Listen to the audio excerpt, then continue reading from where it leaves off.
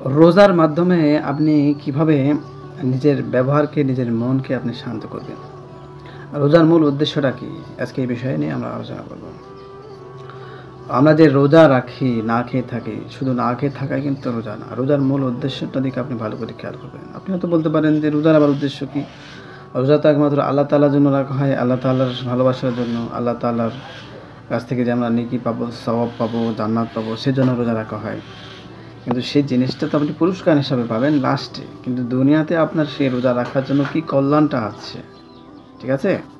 এই বিষয়ে আমরা আজকে আলোচনা করব যে গত পর্বে কিন্তু বলেছি যে নামাজ যে আপনি পড়ছেন, নামাজ পড়ার কারণে দুনিয়াতে আপনি কিভাবে কল্যাণ পাচ্ছেন এবং মৃত্যুর পরেও আপনি কিভাবে কল্যাণ পাবেন বা পুরস্কার পাবেন বা জান্নাত পাবেন। তো রোজা রাখার মাধ্যমে আমরা কিভাবে দুনিয়াতে কল্যাণ পাচ্ছি দেখুন। রোজার মূল উদ্দেশ্য আল্লাহ তাআলা বলেছে যে শুধু না খেয়ে থাকার নামই কিন্তু রোজা না।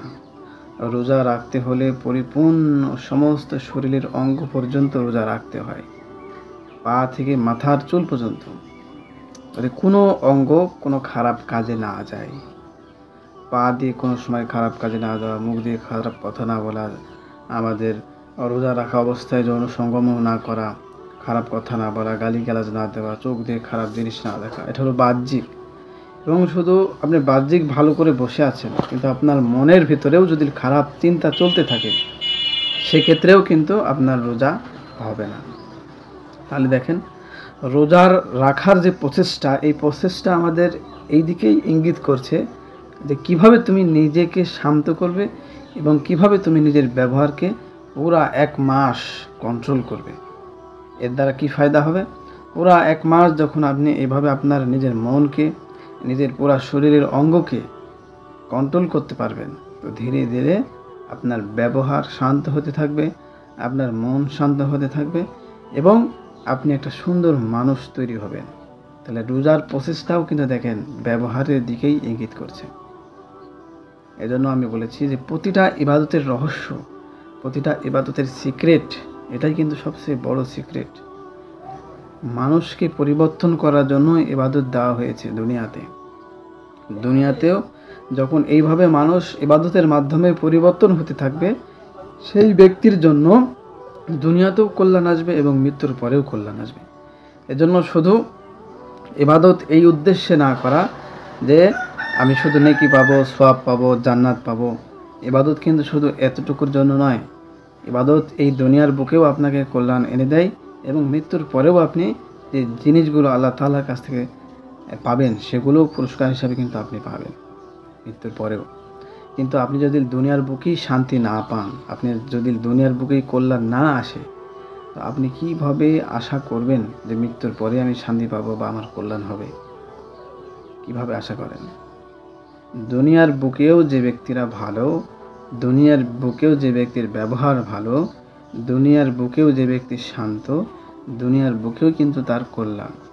এবং দুনিয়ার বুকেও যতটুকু সময় সে শান্তিতে থাকবে, খুশিতে থাকবে, সেই ততটুকু সময় খুশিটা, শান্তিটা তার জন্য জান্নাতের একটা জায়গা।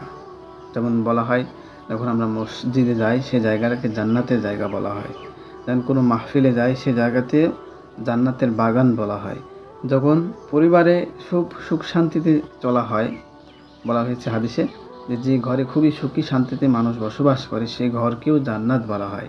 তো এই জান্নাত বলার মূল উদ্দেশ্য হচ্ছে এটা, যখন কোনো জায়গায় মানুষ শান্ত থাকে, ব্যবহার ভালো থাকে, পরিবেশ ভালো থাকে, সেই জায়গাকেই জান্নাতের জায়গা বলা হচ্ছে।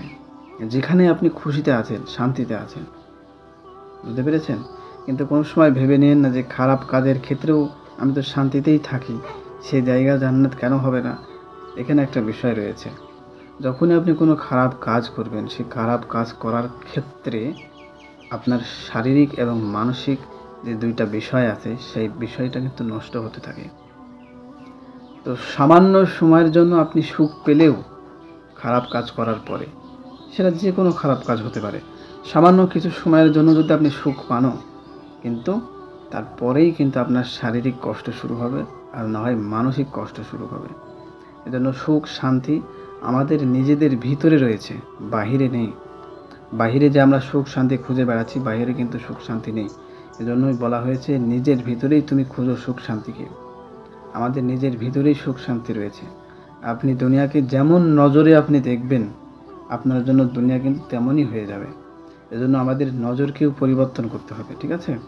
দুনিয়াকে আপনি যেইভাবে দেখবেন, দুনিয়া আপনার কাছে সেইভাবেই কিন্তু আপনাকে দেখাবে। এজন্য বলা হয়েছে আপনি যে রাস্তায় আগাবেন সেই রাস্তায় কিন্তু অটোমেটিক্যালি আপনি ধীরে ধীরে বাড়তেই থাকবেন। আপনাকে কেউ কমাতে পারবে না। আপনি যদি সেই রাস্তা থেকে ফিরে আসতে চান, তো আপনাকে নিজেকে আসতে হবে। নিজে যদি না আসেন, দুনিয়ার কোনো মানুষের ক্ষমতা নেই আপনার হাত ধরে টেনে নিয়ে আসবে।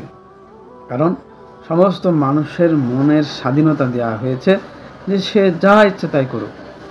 কিন্তু যখনই কোনো মানুষের ভিতরে জ্ঞান তৈরি হয়, বুঝ তৈরি হয়, তবেই কিন্তু সে মানুষ পরিবর্তন হতে পারে। এজন্য আমাদের নিজেদেরকে পরিবর্তন করতে হলে আমার সঙ্গে জুড়ে থাকুন, আমার ভিডিওগুলো দেখতে থাকুন। আশা করা যায় আপনাদের মন, আপনাদের ব্যবহার ধীরে ধীরে পরিবর্তন হবে ইনশাআল্লাহ। আল্লাহ পাক রব্বুল আলামিন আমাদের সকলকে সঠিক বুঝ এবং জ্ঞান দান করুক। সকলে বলে আমিন। আজকে এ পর্যন্তই। সকলে ভালো থাকবেন। আসসালামু আলাইকুম ওয়া রাহমাতুল্লাহ।